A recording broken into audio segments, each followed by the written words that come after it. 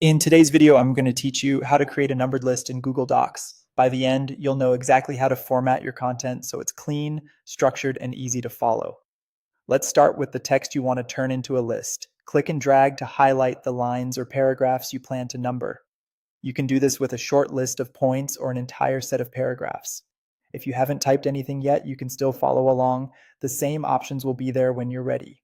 Next, open your numbering options. At the top of Google Docs, click the Format menu. From there, hover over Bullets and Numbering, then choose Numbered List. This tells Docs you want sequential numbers automatically applied, which is perfect for instructions, outlines, or any content that needs an order. You'll now see style choices. Pick the numbering style you prefer. The default 1, 2, 3 is the most common and works well in most cases, but you'll also find options like Roman numerals or letters if that suits your document. Choosing the right style can make your content match the tone or formatting standards you're aiming for.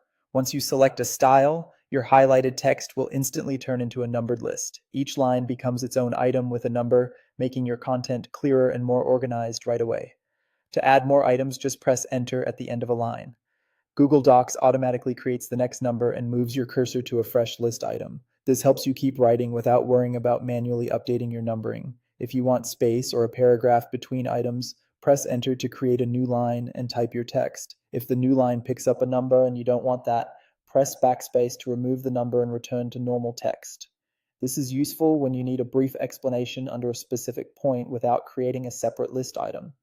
When you're ready to continue, just keep typing to extend the list. To stop numbering and return to regular paragraphs, press Enter twice.